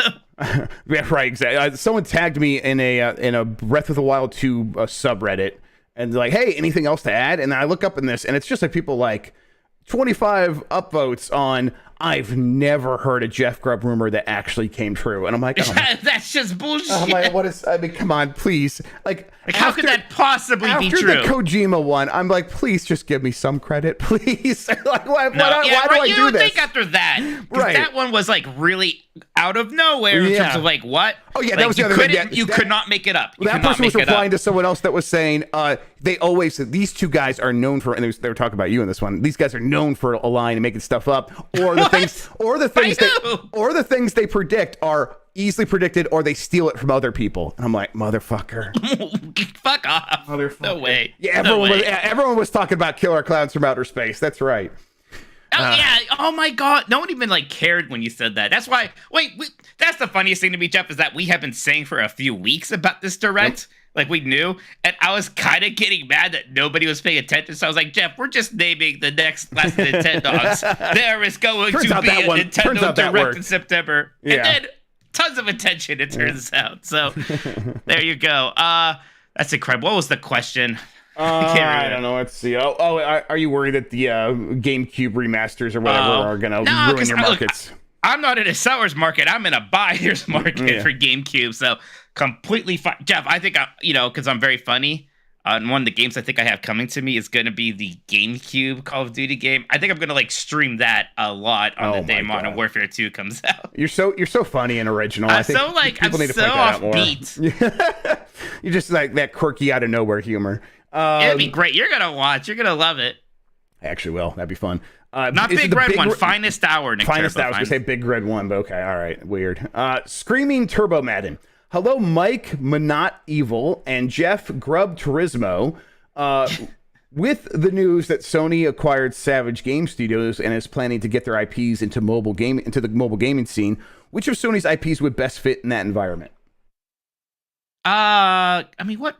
I like. Because it's me, I'm like trying to think of like PlayStation 1 stuff. Like, it's again, this is my sickness, but I just can't. Every time I think about PlayStation and what I want to see come back, it's Jumping Flash, even if I don't know if that would make any sense whatsoever as a mobile game, really. But I don't know. Like, aside from that, did they make that? What, Mr. Domino? Bring Mr. Domino back. Was that like a Sony joint necessarily? Probably, yeah. Yeah. Let's do Mr. Domino. They should do a knack party game where you just play with all the touchscreen stuff. I would play that. No, it should be like a knack gotcha game, and you just get the 6 characters from Knack, but like in different outfits. Get Knack in a bathing suit. Right. Ooh, it's the summer event. They're all wearing bikinis. Ooh. All right. Let's see. You like it, Jeff? Oh, absolutely.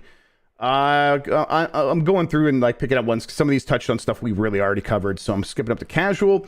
Dear Goop Troop, no question from you this week.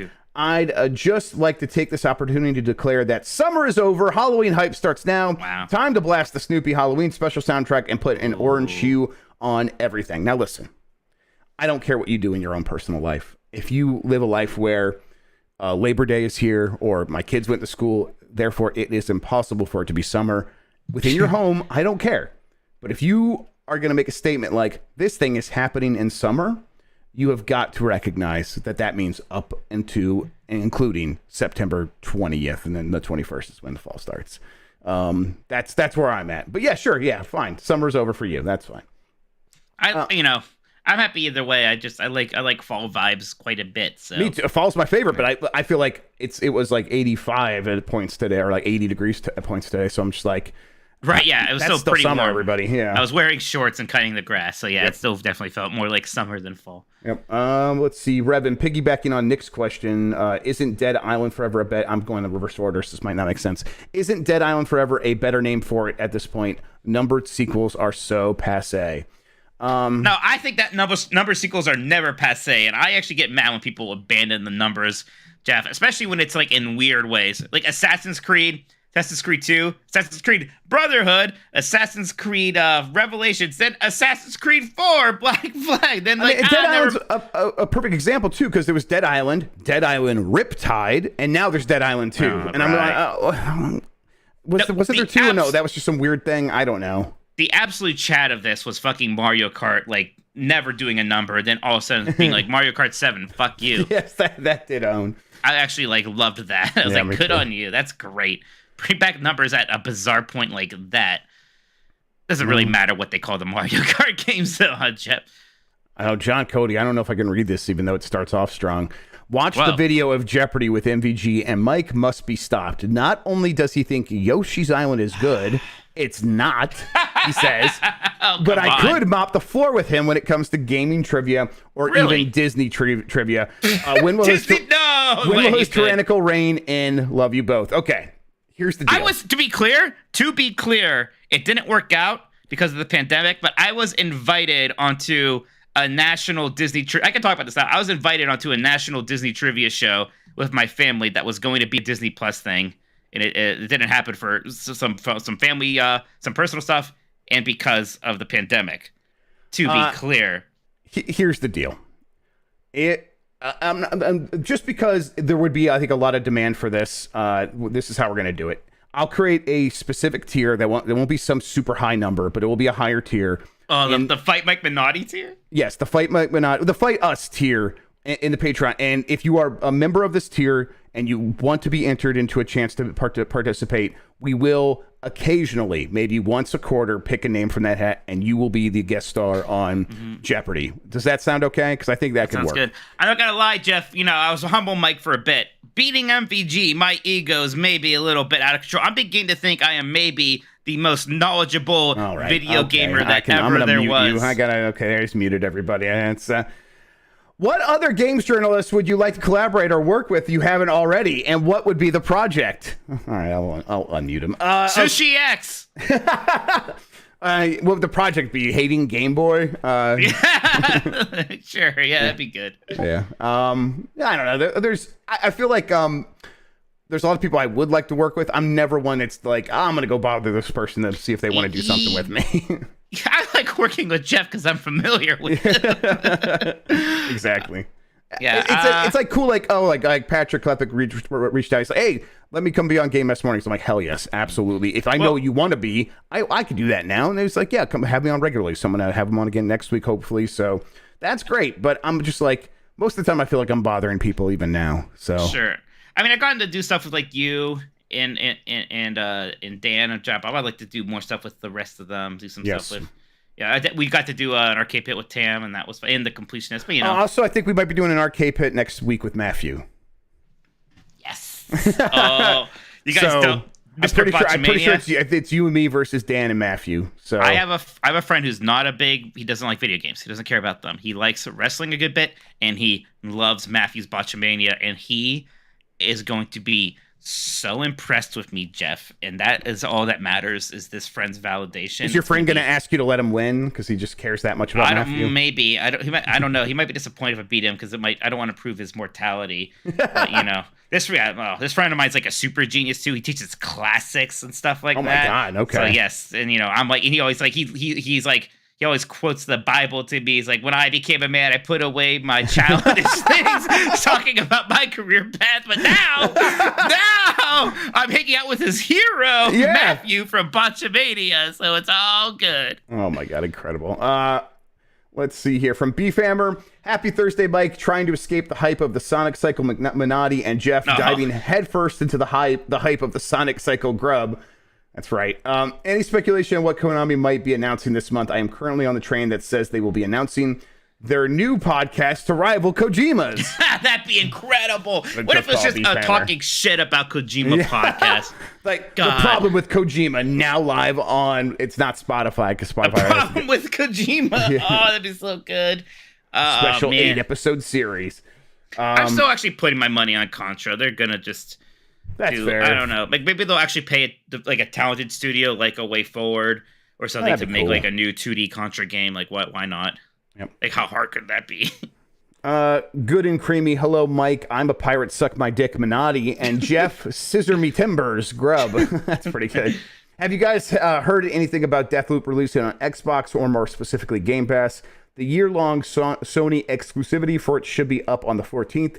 I assumed that it would come to Game Pass once that was up, so it seems odd that they haven't said anything about it considering the lack of new titles coming from Microsoft-owned studios at the moment. They can't say anything until that window is completely up, because being able to talk about it coming to your service is strictly forbidden within the contract that was originally signed.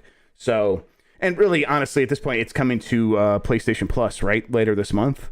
So yes. they might have extended that, and like that might have been like a first refusal deal might have been in there, which might mean it might not be coming to Game Pass even longer. So, yeah. Let's see. Mike, have you spent any time with Roller Drome? Colin wants to know.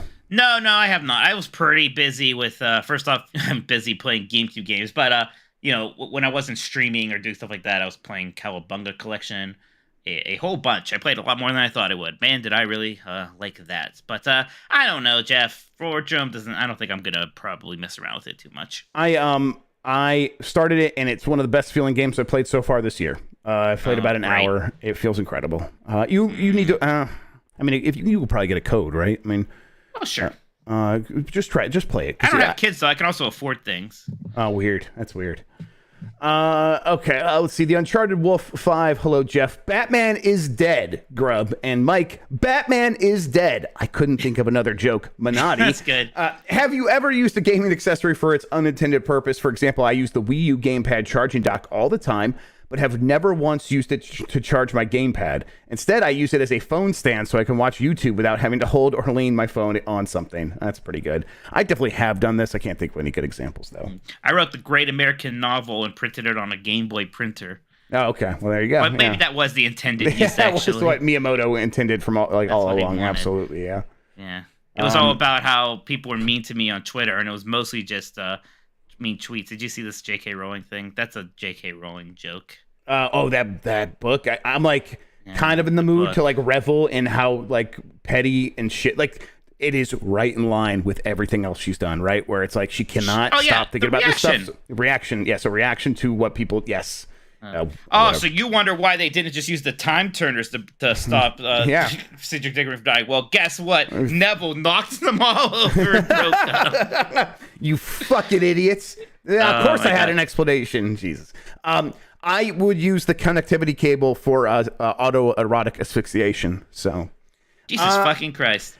From Doc 7, hello, Mike, Tingle Nudes, Minotti, and Jeff Saints Row lead to Scottish Independence Grubb. Been obsessively playing Tinykin, the Pikmin, as a platformer, is really gelling for me. What other game's main mechanic would work well if transposed into another genre? Most other games probably would make a good platformer, kind of no matter what. I feel like if you were just like, take any game and say, how would you make this into a platformer? I bet that would work well for just about anything. Surprisingly, Pikmin works very well. Yeah, I need to try that. Tinykin's got to be on the to-do list here. I'll talk about it more here in a little bit, but yeah. I can't think of any good examples right off the top of my head, Doc, but it's a good question. I don't know. Tinykin is I think it's immediately appealing, and it just gets better and better as you play it. I was like clearing out the first stage, and I couldn't stop playing it. I'm like, oh, that's a good sign. This is a good platformer. They should make a Wario game with Dead or Alive's jiggle physics. Yes, absolutely. Let's see. From Nick Turbo, seeing Dead Island 2 being re-announced made me excited, but made me think, this game has been in development for years and has been moved from studio to studio. Many games have been canceled for less. Why do you think Dead Island 2 was allowed to continue development for so long and not been canceled? Dead Island 1 was a surprise hit. It ticks a lot of safe boxes, zombies, open world. Right. And, there could be, maybe there's a bit of a Snakes on a Plane effect, Jeff, where people are asking about it a lot because it's weird that it disappeared, and maybe that's being mistaken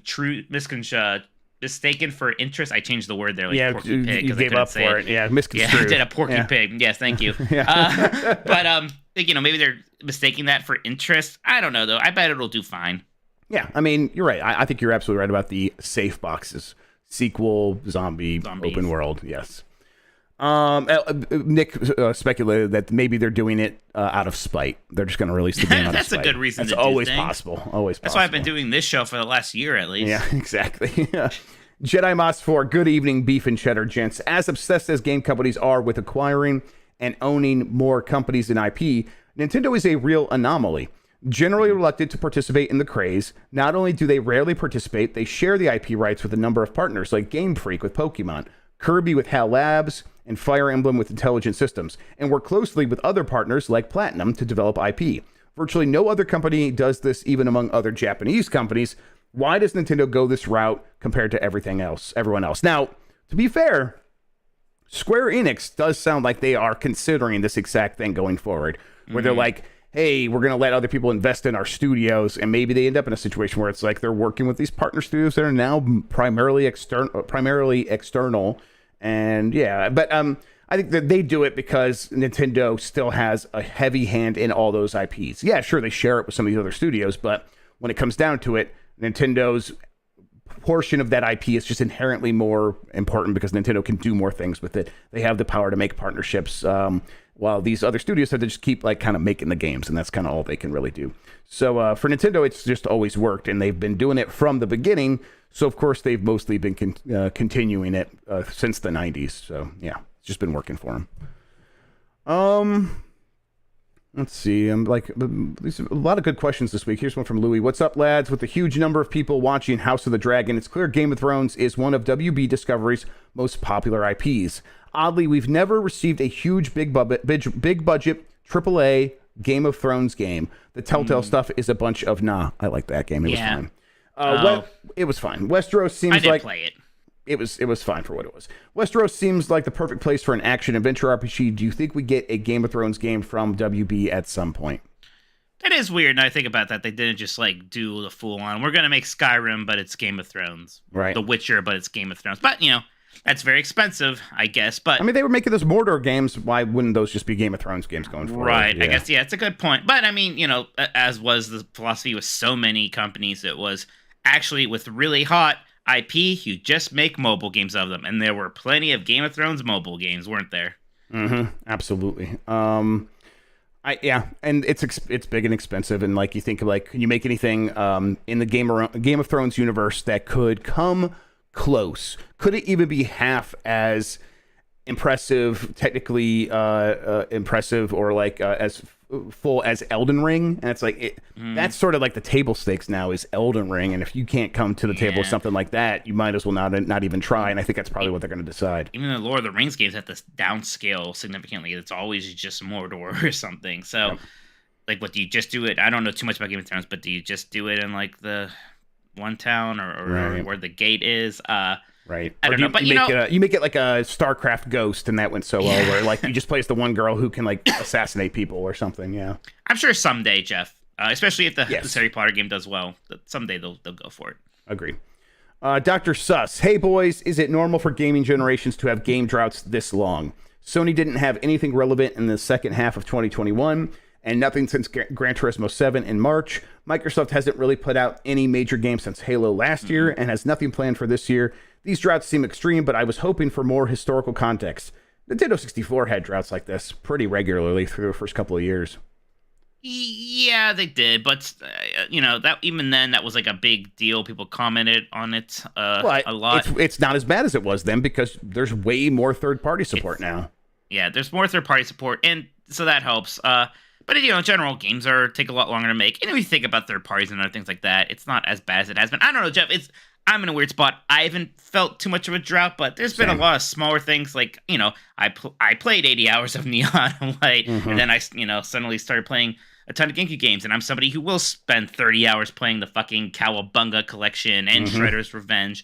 But I get the point. But these big AAA games, it does kind of feel like we had Elden Ring and Horizon and Gran Turismo like earlier in the year, and then not very much since then. And no, that's not normal. And part of it is just the pains of making games these days. It's expensive, it's difficult, and we're still feeling the pains in games coming out in the next year or so from the pandemic and things like that.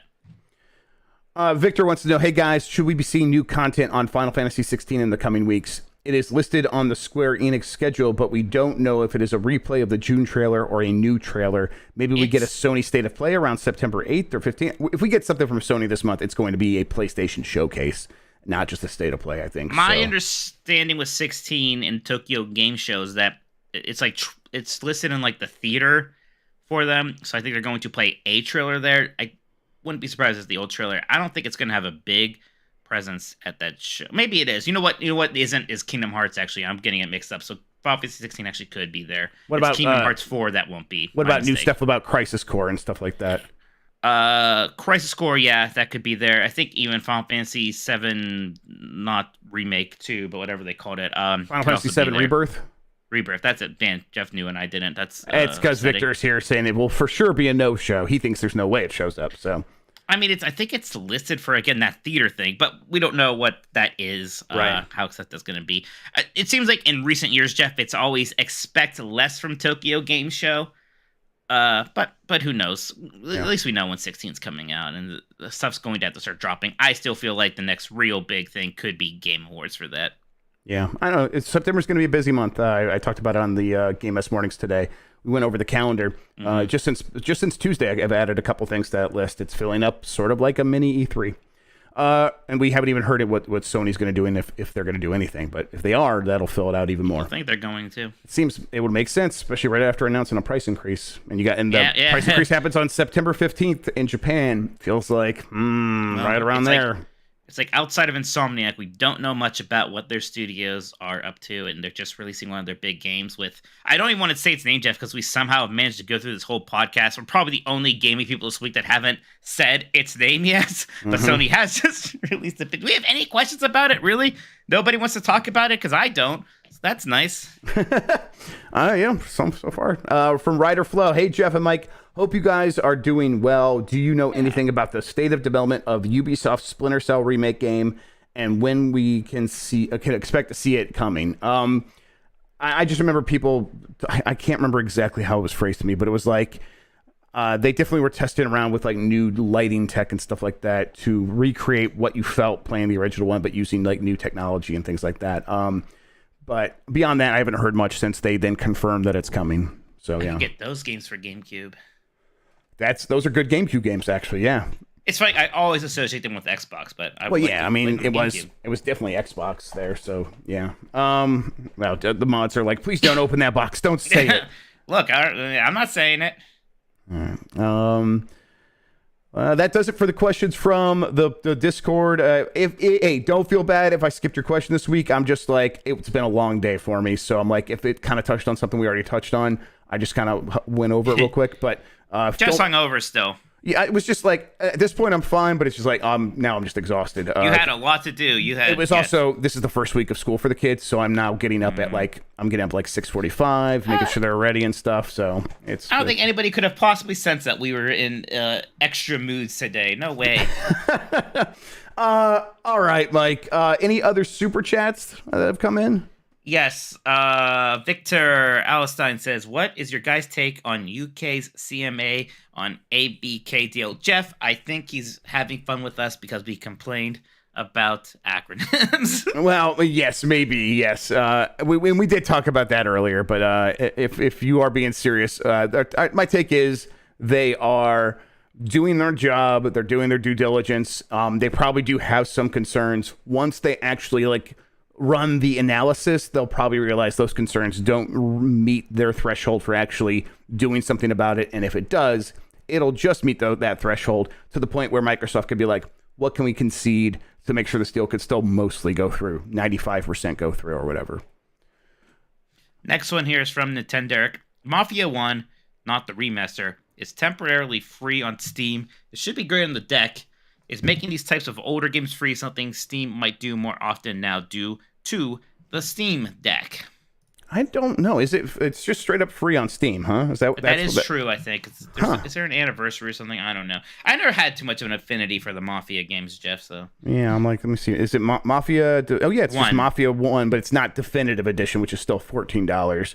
Whoa, big money.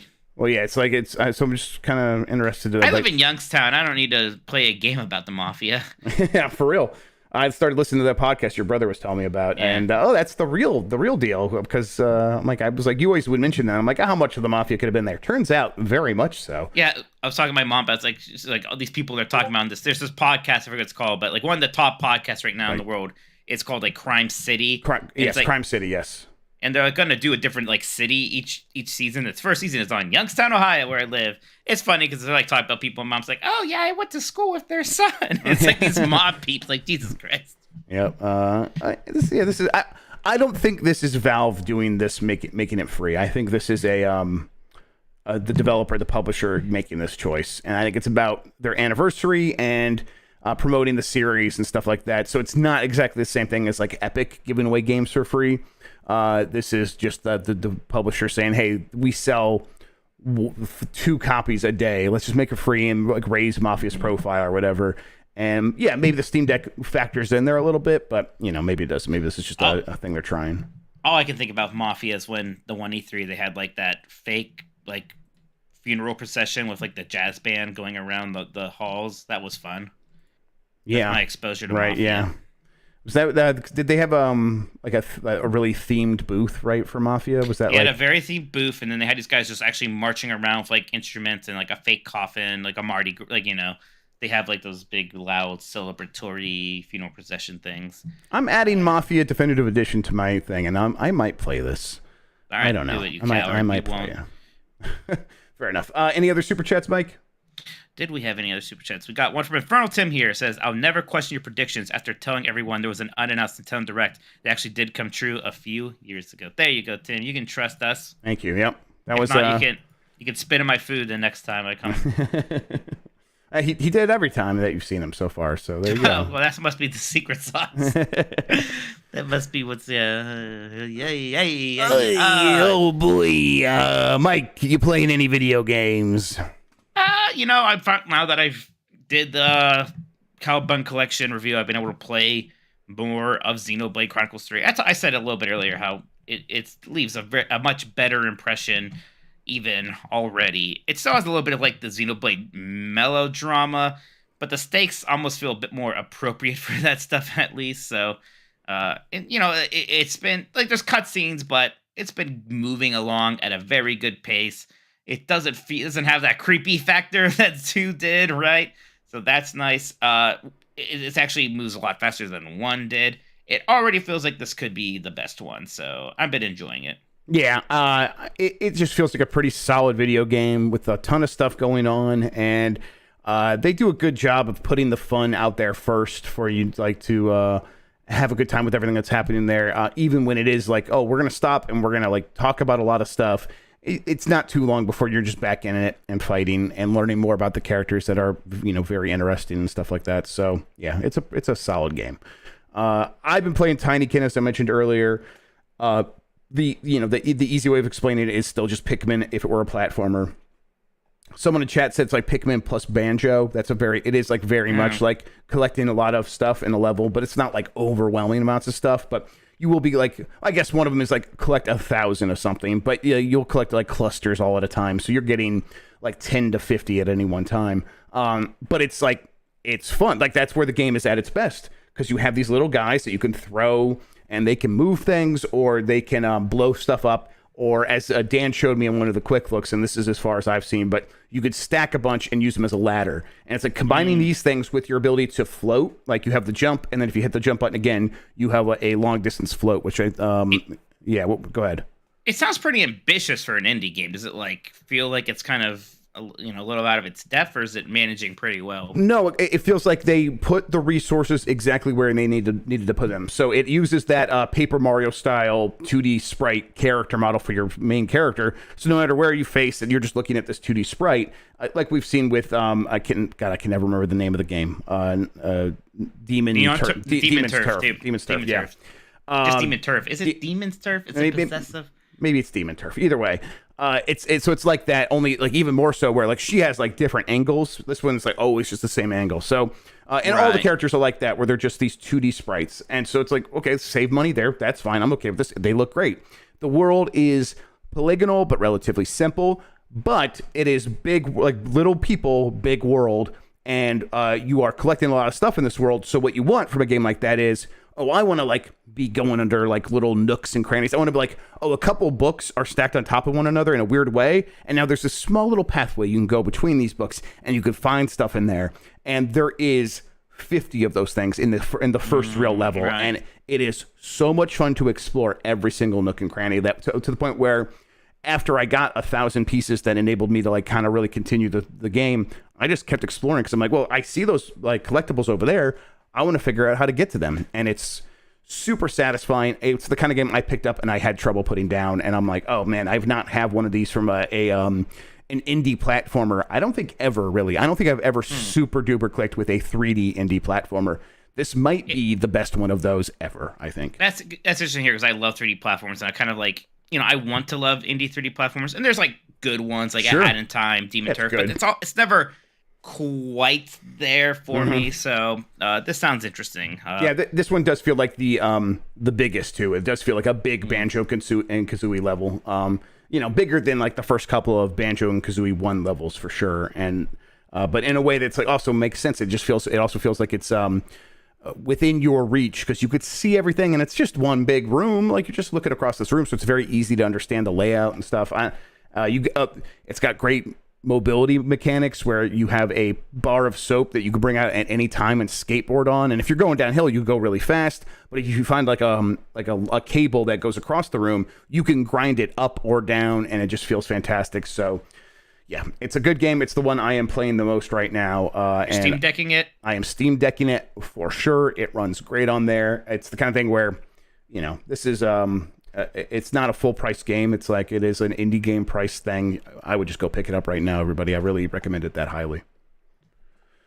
You know what else I did play real quick was Yeah, what? I was in such a beat 'em up mood that I booted up the Capcom beat 'em up collection and just played through Final Fight, like the arcade version. Yeah, of that. I've booted that up a couple times on Steam Deck. I think I haven't played through too much. I want to play through like one of those D&D ones that they have. Yeah, I mean the problem with all those like arcade port ones is that like the game itself, it's more like a roller coaster ride because there's it's an arcade port, so you just have infinite tries now, right? Mm-hmm. And they're designed so that you can't like skillfully, very easily, just actually be perfect at the game, right? There's no way to like really beat a boss. I mean, that's what damage. Simpsons was. Is like you have to take damage. It's just And it's fun. Yes, it is what it is. It's just obviously that was the problem with the genre for so long and why people thought it couldn't sustain itself because you could only get so good at these games, and like once the genre realized the people. But Streets of Rage saved everything. Yeah, well, you had your stuff on NES. Castle Crashers and stuff like that was like definitely another good.